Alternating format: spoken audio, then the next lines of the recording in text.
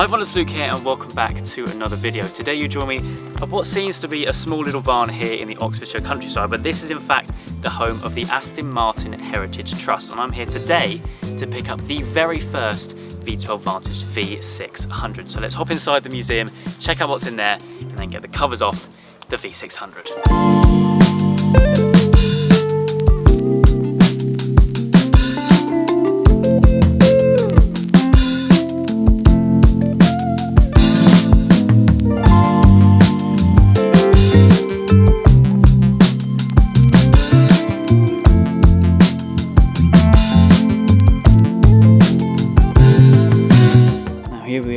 Into the museum we go.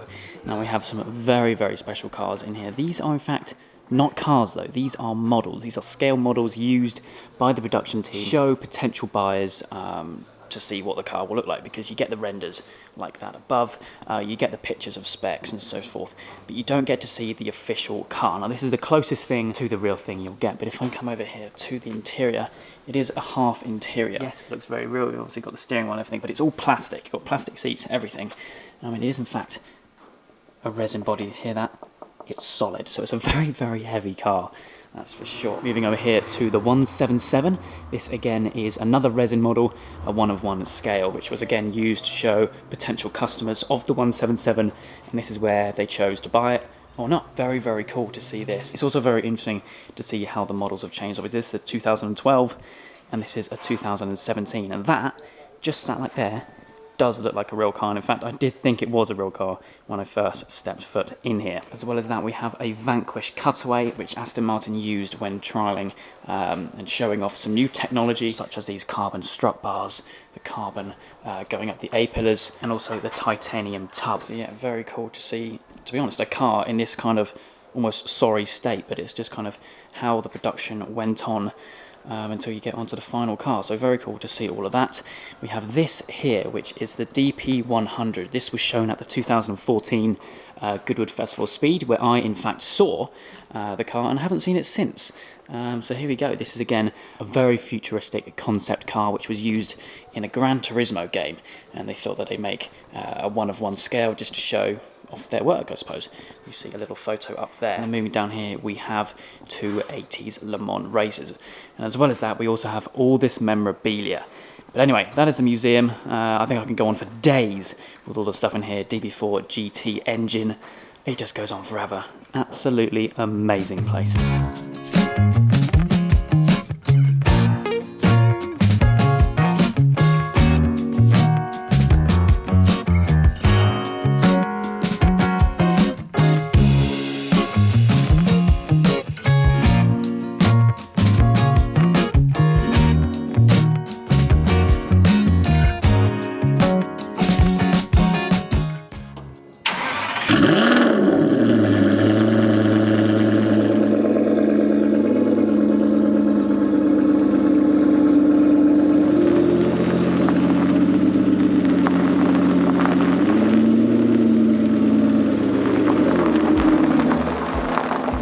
Then the V12 Vantage V600. Now only 14 of these will be made, 7 coupes and 7 roadsters. This of course being a coupe, and this is number 1.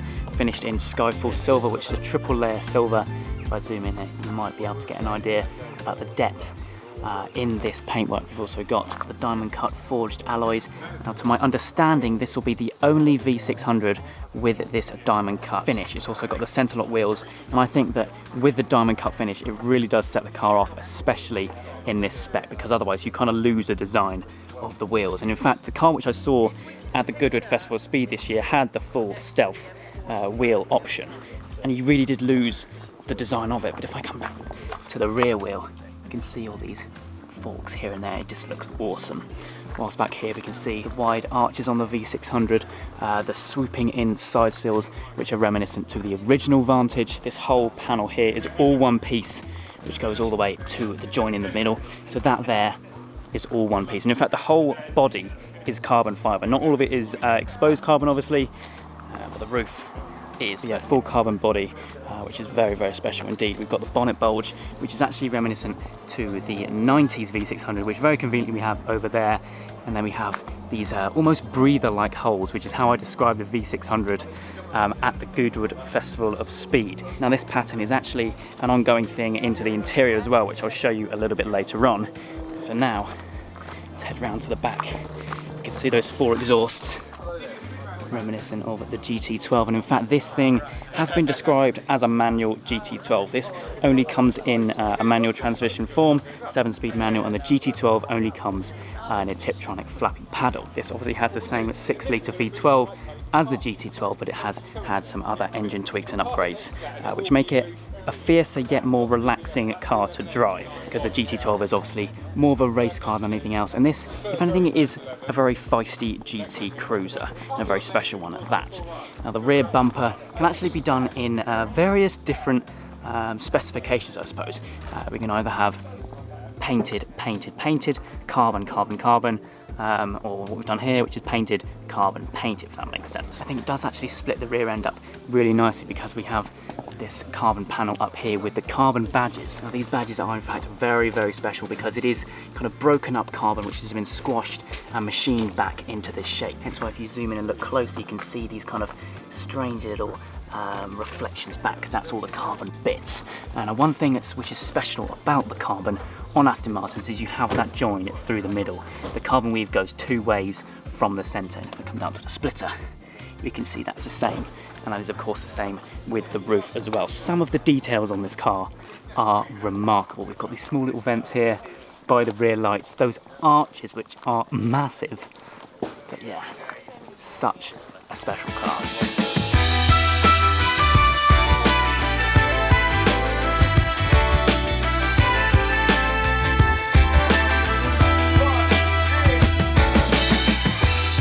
So for the interior, I've gone for the point of view effect, because there's some aspects of this interior which is just incredible. Closing the door here, got the full carbon door card. I don't know if you can quite make that out there. We've also got 46 miles on the clock. But anyway, yes, this interior we have, of course, a 7-speed manual. Now, this is a dogleg gearbox, but it also has a thing called AM shift. Now basically what this means is when driving at speed, you can keep your right foot hard down on the accelerator and change gear with the clutch. And obviously when you normally change gear, you have to lift off the accelerator to put down the clutch and change gear. But for this, you keep your foot hard down, which is maintaining maximum speed and acceleration, and just blip the clutch down when you change gear. So this makes gear shifts a hell of a lot quicker, almost like the ones which you get in modern day flappy paddles. But anyway, probably the most interesting thing I found about the interior is these little analog dials here. Now from a glance, and probably through this camera, they probably just look like normal dials, but they are in fact carbon weaved. Now obviously in the carbon fibre weave you get one singular string when you split it up before it's woven into something like this on the dashboard, and it's woven up really tight into what you have here. And this is something I've never ever seen before. Looks extremely cool, and actually it has a really nice well built kind of feel as well when you're using it. Another thing is the air vents here. Now, I don't know again if you're going to be able to make this out, but they are leather wrapped. There's no other way of saying this. They are leather air vents.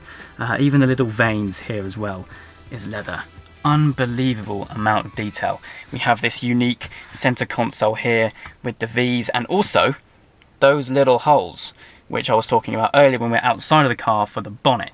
Now that pattern, like I was saying, goes into the interior very heavily. So we've got the dots, or the holes on the door cards, we've got it in the center console, we've got it on the seats. This is one special car, and huge thank you to the owner for letting me come along for the collection day of the first ever V12 Vantage V600. This is unbelievable.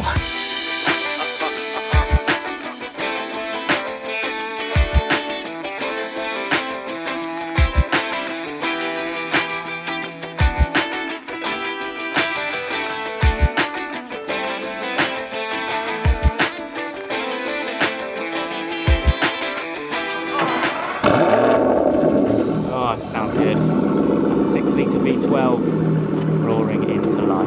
Now what's very interesting about today is we also have the 1998 V600 here as well. We've had a little photo with both of them together, but it's also very interesting to see the similar aspects that have been taken from this car and put onto this one. Things that I've noticed is this extended lip on the front splitter, which you might be able to see there, almost like a little chin. These side vents here have been put onto here as well, and also the extremely widened arches as well, which kind of comes as standard with anything which is hyper and souped up. But the arches on this, especially with the kind of tucked in sills, which I was explaining earlier, really does accentuate those rear arches massively. I mean, they are huge.